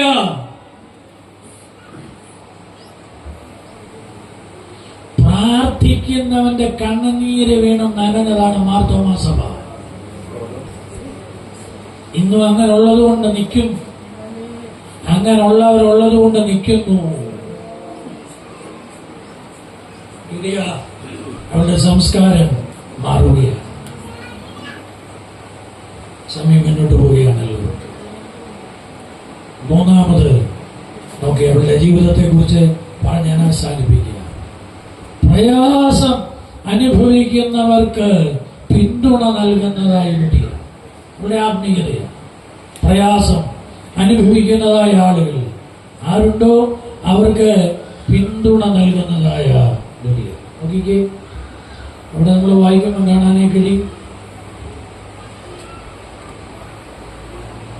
15-ാമത്തെ വാക്യം വായിക്കുമ്പോൾ കാണാൻ കഴിയുന്ന ഒരു കാര്യമുണ്ട്. എന്താണെന്നറിയോ? അവർ പറയുന്ന സ്റ്റേറ്റ്മെന്റ് എത്ര സുന്ദരമായ സ്റ്റേറ്റ്മെന്റ്. നിങ്ങൾ എന്റെ വീട്ടിലൊന്ന് വരണം. ആരാ? പൗലോസും ശീലാസും ലൂക്കോസും. അവരാരുമല്ല. അതായത് ഈ ദൈവഭക്തി എന്ന് പറയുമ്പോൾ ജീവിതത്തിൽ മനസ്സിലാക്കേണ്ടത് പ്രയാസം അനുഭവിക്കുന്നവരോടൊരു കൂട്ടായ്മ. ബുദ്ധിമുട്ട് അനുഭവിക്കുന്നവരെ വീട്ടിലോട്ട് വിളിച്ചുകൊണ്ട് പോകുക. അവള് പറയുന്ന വാക്കെന്താണെന്നറിയോ? എന്നെ കർത്താൽ വിശ്വസ്തത എന്ന് എണ്ണിയിരിക്കുന്നെങ്കിൽ. അവളുടെ ആ വാക്കുകളെ, അവളുടെ സംസാരത്തിന്റെ ആഴം മനസ്സിലാക്കണം. ഞാൻ ആരാണെന്നല്ല, ഞാൻ ബിസിനസ്സുകാരിയാണെന്നല്ല. നിങ്ങൾക്ക് എന്തോ തോന്നുന്നു എന്നെ പറ്റി? നിങ്ങൾക്ക് ഞാൻ വിശ്വസ്തതയാണെന്ന് തോന്നുന്നെങ്കിൽ, ആജ്ഞയല്ല പറയുന്നത്, അപേക്ഷയാണ്. അപ്പോൾ നോക്കണമേ, പ്രയാസങ്ങൾ അനുഭവിക്കുന്ന ആളുകൾ, ദൈവദാസന്മാർ, അവരെ വീട്ടിലോട്ട് വിളിച്ചുകൊണ്ട് പോകാനുള്ളതായ ഒരു താല്പര്യം. അത് മാത്രമല്ല, നമ്മുടെ അധ്യായം താഴെയോട്ട് വായിക്കുന്ന സന്ദർഭത്തിൽ കാണാൻ കഴിയുന്നത് പൗലോസും ശീലാസും കാരാഗ്രഹത്തിലായി, മുറിവുകളുണ്ടായി, ഒരുപാട് അടികൾ ലഭിച്ചു, അത്ഭുതമൊക്കെ നടന്നു. അവിടുന്ന് കാരാഗൃഹ പ്രമാണിക്ക് വിടുതൽ പ്രാപിച്ചു. അവിടെ രാത്രി കാരാഗൃഹ പ്രമാണിയുടെ വീട്ടിൽ ചെന്നു. അന്ന് രാവിലെ അവര് പോയ വീട് ഏതാണെന്നറിയാമോ? ലൂദിയായുടെ വീട്ടിൽ. അപ്പോൾ മൂന്നാമതുള്ള ആത്മീയതയെ കുറിച്ച് പറയാൻ അനുഭവിക്കുന്നത്, പ്രയാസം അനുഭവിക്കുന്നവർക്ക് പിന്തുണ കൊടുക്കുന്നതായ ഒരു ആത്മീയത. മുറിവേറ്റവർക്ക് അവർക്ക് അഭയം കൊടുക്കുന്നതായ അവളുടെ വീട്. അപ്പോൾ അവളുടെ വീട് ആർക്ക് വേണ്ടിയുള്ളതെന്നറിയോ? സമ്പന്നന്മാര് വന്ന് ഭക്ഷണം കഴിച്ച് ഭവനത്തിൽ നിറങ്ങിപ്പോയ അതേ ഡൈനിങ് ടേബിളിൽ, അതേ ഭവനത്തിൽ ആരുമില്ലാത്തവരെന്ന് പറയുന്ന, ആരും കൂടില്ലാത്തവരെന്ന് പറയുന്ന, ദൈവം മാത്രമുണ്ടെന്ന് പറയുന്ന ഈ ദൈവദാസന്മാർക്ക് ഇടം കൊടുക്കുന്നതായ ഭവനമായി മാറുകയാണ്. മുറിവേറ്റവർക്കോ, ചോര ഒലിച്ചു വരുന്നവർക്കോ, മനസ്സ് തകർന്നവർക്കോ ഭവനത്തിൽ സ്പേസ് കൊടുക്കുകയാണ്. വില കൂടിയ വസ്ത്രത്തിന്റെ ഗോഡൌണുള്ള അവളുടെ ഭവനത്തിന്റെ അകത്ത് ആ വസ്ത്രത്തെക്കാൾ സുവിശേഷത്തിനോ സുവിശേഷകർക്കോ വില കൊടുക്കുവാൻ അവളുടെ ഭവനത്തിൽ അവൾ ഇടം കൊടുത്തു. കൊച്ചു വീടുണ്ടായിരുന്നപ്പോൾ, ബുദ്ധിമുട്ടുണ്ടായിരുന്നപ്പോൾ പ്രാർത്ഥിക്കാനും പ്രാർത്ഥനക്കാരെ പ്രേരണം നടത്തി ജീവിച്ചു വന്നതായ വിശ്വാസ സമൂഹമേ, ദൈവം നമ്പുരാൻ ജീവിതത്തിൽ നേട്ടങ്ങൾ തന്നപ്പോൾ ആത്മീയത ചുരുങ്ങിപ്പോയില്ലേ? ഇവിടെ വളരെ ഗൗരവമായി ചിന്തിക്കണം. അവളുടെ വീട് അവൾ തുറന്നു കൊടുക്കുകയാണ്. അപ്പം വില കൊടുക്കുന്നത് എന്തിനു വേണ്ടിയാണെന്നറിയോ? മുറിവേക്കുവാൻ വേണ്ടിയാണ്. കാരാഗ്രഹത്തിൽ നിന്ന് പുറത്തു വന്നു. ശ്രദ്ധിക്കണമേ, കാരാഗ്രഹത്തിൽ വലിയ അത്ഭുതം നടന്നെങ്കിലും പൗലോസിന്റെയും ശീലാസിന്റെയും ശരീരത്തിൽ ഒരത്ഭുതവും നടന്നില്ല. ശരിയാണോ തെറ്റാണോ? പറ. കാരാഗ്രഹത്തിന്റെ ആടിമുടി ഇളകി അല്ലേ? കാരാഗ്രഹത്തിൽ ഇവരുടെ കയ്യിൽ നിന്ന് ചങ്ങലകൾ പറഞ്ഞു, വാതിലുകൾ തുറന്നു. ഇതൊക്കെ യാഥാർത്ഥ്യമല്ലേ? യാഥാർത്ഥ്യമാണ്. എന്നാൽ തങ്ങളുടെ ശരീരത്തിന്റെ മുറിവുകൾ ഉണങ്ങിയില്ല, ചോരപ്പാടുകൾ മാറിയില്ല. അവർ കഴിയുന്ന വായിക്കുന്നത് ശരീരം ക്ലീൻ ചെയ്തു. അപ്പോൾ കാരാഗ്രഹത്തിന്റെ അകത്ത് വലിയ അത്ഭുതം നടന്നെങ്കിലോ അതിന്റെ അകത്ത് കിടന്നതായ പൗലോസിന്റെയും ശീലാസിന്റെയും ശരീരത്തിൽ വന്ന മുറിവുകൾക്ക് ഒരിക്കൽ പോലും ശമനം വന്നില്ല. ലുദിയ എന്താ കണ്ടത്? കാരാഗ്രഹത്തിൽ നടന്ന അത്ഭുതം വർത്തമാനകാലത്തിൽ പ്രസിദ്ധമായി ഫിലിപ്പയിൽ സംസാരിക്കുമ്പോൾ അവളുടെ വീട്ടിൽ നിന്ന് ഈ അത്ഭുതം നടന്ന കാരാഗ്രഹം കാണാൻ പോയില്ല. പിന്നെ അവൾ എന്താ കാണാൻ ശ്രമിച്ചത്? മുറിവേറ്റവരെ കാണാൻ ശ്രമിച്ചു. നമ്മളായിരുന്നെങ്കിൽ വീട് അടങ്കം പോയനെ. എന്തുവാ? അത്ഭുതം നടന്ന സ്ഥലം, അത്ഭുതം നടന്ന ഇടം. കാരണം അത്യത്ഭുതമല്ലേ, ഇതുവരെ നടക്കാത്ത. അതൊന്ന് കാണുന്നത് കൊണ്ട് ദോഷമുണ്ട്? ഒരു ദോഷവും ഇല്ല. പക്ഷേ ദൈവഭക്തിയിൽ ജീവിച്ച, ഭക്തതയിൽ ജീവിച്ച, അറിഞ്ഞ സത്യം വിശ്വസിച്ച, ഏക സത്യ ദൈവത്തെ മനസ്സിലാക്കി ജീവിച്ച പൗലോസ് പറഞ്ഞ സുവിശേഷം കുറച്ചുകൂടെ ലളിതമായി ഉൾക്കൊണ്ടപ്പോൾ അവൾക്ക് മനസ്സിലായി, ഭക്തി എന്ന് പറയുന്നത് അത്ഭുതങ്ങളിലല്ല. ഭക്തി എന്ന് പറയുന്നത് മുറിവേറ്റവരോട് ചേർന്ന് നിൽക്കുന്നതാണ്. 2024 ഒത്തിരി അനുഗ്രഹങ്ങൾ കിട്ടിക്കാണ്.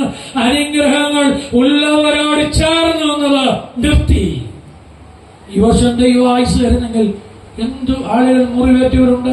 മാനസികമായി മുറിവേറ്റവർ, ശാരീരികമായി മുറിവേറ്റവർ, കുഞ്ഞുങ്ങളെ കുറിച്ച് ഭാരമേറ്റ് മുറിവേറ്റവർ, ആകപ്പാട് ഉള്ളിന്റെ ഉള്ളിൽ അതിവേദനയിൽ മുറിവുകൾ വ്രണമായി മാറാതിരിക്കണമെങ്കിൽ ലുദിയയെ പോലുള്ള ഭക്തരായ ആളുകൾ വേണം. ഇന്ന് നമ്മുടെ ഇടവകളിൽ ചെറിയൊരു മുറിവുകൾ വ്രണമായി അകപ്പതിച്ചതിന്റെ കാരണം ഞാനാ, നമ്മളാ. കാരണം മൈൻഡ് ചെയ്തില്ല. കാരാഗ്രഹത്തിൽ നിന്ന് വീട്ടിൽ വന്ന് അതിരാവിലെ പൗലോസും ശീലാസും പറഞ്ഞത് എന്താണെന്നറിയാമോ?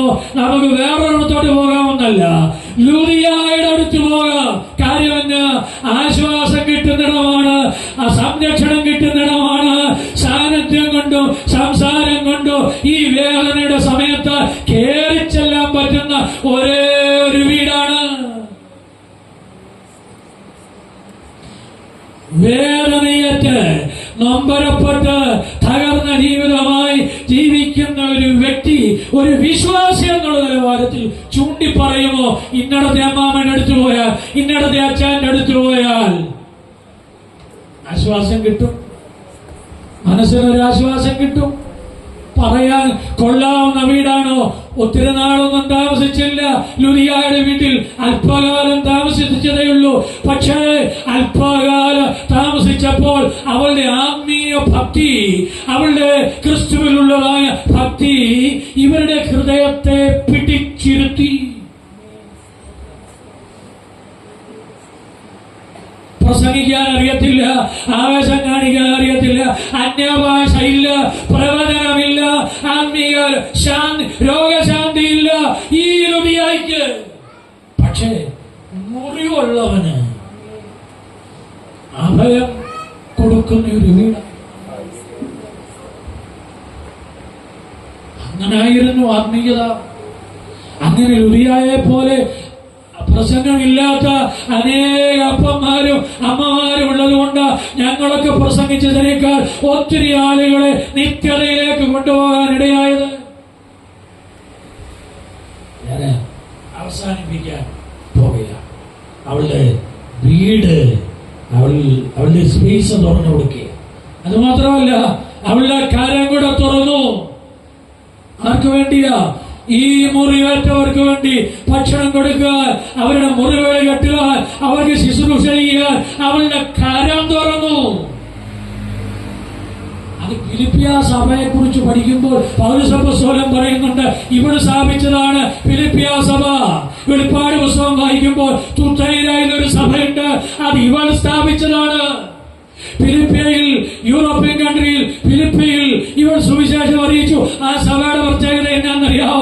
ആരംഭം കുറിച്ച ഇവളുടെ മാതൃകാപരമായ ചില അടയാളപ്പെടുത്തലുകളുണ്ട്. തുറന്ന കൈയായിരുന്നു. ആര് മുറിവേറ്റിട്ടുണ്ടോ അവരുടെ അടുത്ത സഭയിലെ ആളിനെ അയക്കുമായിരുന്നു. ആര് പട്ടിണിക്ക് കിടന്നോ അവരുടെ വയറ് നിറയ്ക്കുമായിരുന്നു. ആര് അവശമായി കിടന്നോ അവർക്ക് വേണ്ടി കളക്ഷൻ എടുക്കുമായിരുന്നു. അത് കൊടുത്തുവിടുമായി. 3 കാര്യമാണ് ഞാൻ പറഞ്ഞത് അല്ലേ? പ്രലോഭനങ്ങളോടെ പ്രതിരോധിക്കുന്ന ആത്മീയത.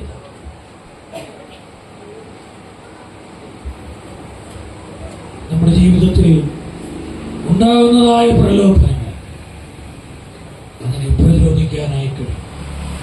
പ്രഘോഷണം, ദൈവവചന പ്രഘോഷണത്തിൽ സജീവമായി മാറുന്നതായ ആത്മീയത, സംസ്കാരങ്ങൾ, സുവിശേഷ സംസ്കാരത്തിലേക്ക് മാറുക. പ്രയാസങ്ങളുള്ളവർക്ക് അവരുടെ മുറിവുകൾ മനസ്സിലായി അവരെ ചേർത്ത് നിർത്തുന്നതായ ആത്മീയത. ഞാൻ അവസാനിപ്പിക്കും.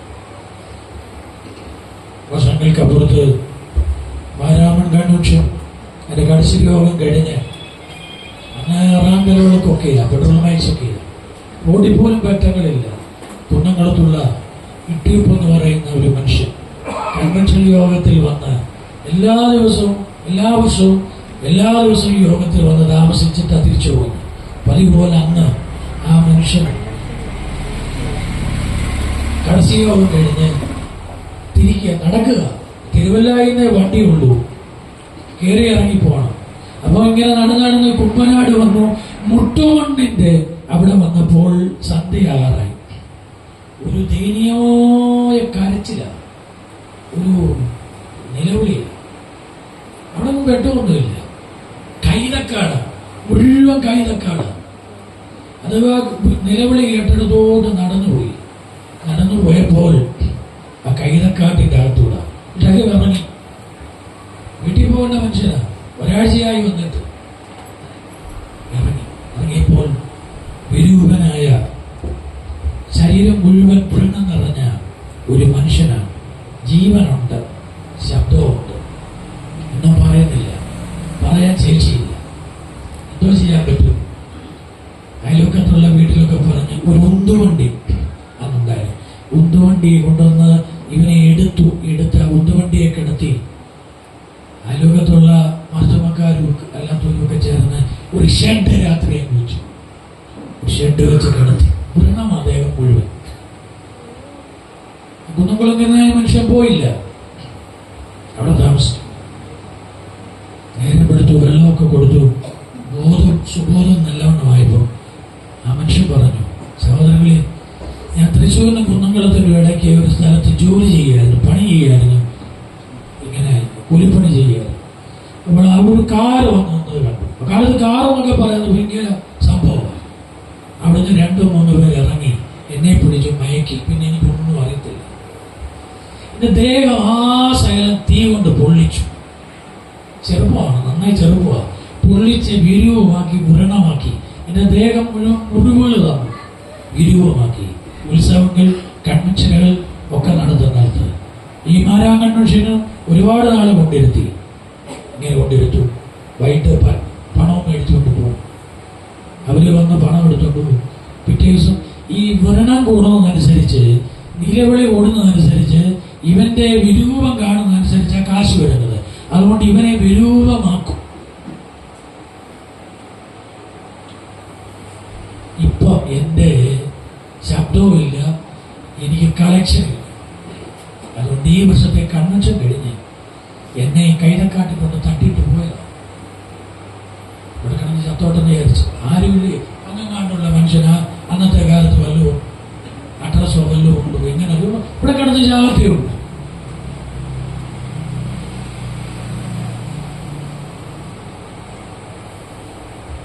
ഈ കൺവെൻഷൻ കഴിഞ്ഞു വന്നതായ മനുഷ്യൻ, അദ്ദേഹത്തിന്റെ ആത്മീയത ഇറങ്ങണോ, ചെയ്യണോ, വേണോ, നമ്മുടെ ആളാണോ, നമുക്ക് വല്ലതും ചെയ്യണോ, വീട്ടിൽ പോകണ്ടായോ, പ്രസംഗം ഒരാഴ്ച മുഴുവൻ കേട്ടതാ, എന്റെ ആരെങ്കിലും വന്നോ, ആരുമല്ല. ആ മനുഷ്യനെ അവിടെ നിന്ന് ശുശ്രൂഷിച്ചു. 2 വിപ്ലവകരമായ തീരുമാനങ്ങൾ ഈ സംഭവത്തിലൂടുണ്ടായി. ഭക്തിയുടെ സ്വാധീനം എന്ന് പറയുന്നത്. ഒന്ന്, മാരാമണ്ണ് മണപ്പുറത്ത് ഇനി യാതൊരു കാരണവശാലും ഒറ്റ ഭിക്ഷക്കാരെ കയറ്റാൻ പാടില്ല എന്നുള്ള നിയമം പാസാക്കി. 2, മന്ദിരങ്ങൾ, ഇങ്ങനെയുള്ളവരെ പാർപ്പിക്കാനുള്ള മന്ദിരങ്ങളുടെ ആരംഭത്തിന്റെ നാന്ദിയാണ്. നമുക്കിങ്ങനെ വലിയ കാര്യങ്ങളൊന്നും ചെയ്യാൻ കഴിഞ്ഞില്ല. ഞാൻ ചോദിക്കട്ടെ പ്രിയമുള്ളവരെ, മുറിവേറ്റവർ നമ്മുടെ മൂക്കിന് താഴെ വരുമ്പോൾ ഞാൻ നിന്റെ കൂടെ ഉണ്ടെന്ന് പറയാൻ കഴിയുന്ന ഒരു ആത്മീയതയെ രൂപപ്പെടുത്തി ഈ 2025 മുന്നോട്ട് പോകാൻ കഴിയുമെങ്കിൽ തീർച്ചയായും നമ്മൾ അനുഗ്രഹിക്കപ്പെട്ടു. വലിയ ആളല്ല, വലിയ പ്രഗംഭമായ പ്രസംഗിയല്ല, പക്ഷേ അവൾക്ക് ലഭിച്ച ആത്മീയമായ വലിയ അനുഭവം ഉയർന്നു വന്ന സകല പ്രലോഭനങ്ങളെയും തച്ചുടയ്ക്കാനുള്ള കരുത്ത്. എവിടെ ദൈവത്തിന് ലൈറ്റില്ല, വെട്ടമില്ല, ക്രൂസൈഡില്ല, മ്യൂസിക്കില്ല, ആരവാരമില്ല, കേൾക്കാൻ കൊള്ളാവുന്ന പ്രസംഗവുമില്ല, പക്ഷേ അതെന്റെ ഹൃദയത്തെ ഇളക്കി മറിച്ചു, ഒരു പുതിയ ദിശാബോധത്തിലേക്ക് വരുത്തി, അവിടെ ആകമാനമായ മാറ്റം വരുത്തി. അത് മാത്രമല്ല, എവിടെ പ്രയാസമുണ്ടോ അവർക്ക് വേണ്ടി എന്തെങ്കിലും ആകണമെന്നുള്ളതായ സമർപ്പണത്തിലേക്ക് അവരെ കൊണ്ടുവരാനിടയുണ്ട്. സഹോദരങ്ങളെ, ഈ കൺവെൻഷന്റെ പ്രാരംഭ രാത്രി നമുക്ക് നമ്മുടെ ജീവിതത്തെ ഒന്ന് ശോധന വാചനേറ്റ് സർവീസായി സാക്ഷി മീറ്റിംഗ് ഉണ്ടായി, ഇവിടെയും കണ്ടേക്കാം.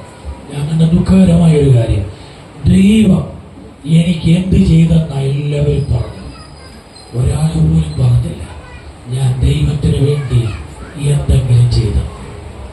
31 ദൈവം ആയുസ് ഈ വർഷം തരുന്നെങ്കിൽ പറയാനൊരു സാക്ഷ്യം വേണം. ദൈവം എനിക്ക് എന്തോ ചെയ്തെന്നുള്ളതല്ല, ഞാൻ ദൈവരാജ്യത്തിന് വേണ്ടി, ഈ സഭയ്ക്ക് വേണ്ടി, ഈ ലോകത്തിന് വേണ്ടി എന്ത് ചെയ്യാനിടയായിട്ട് ദൈവം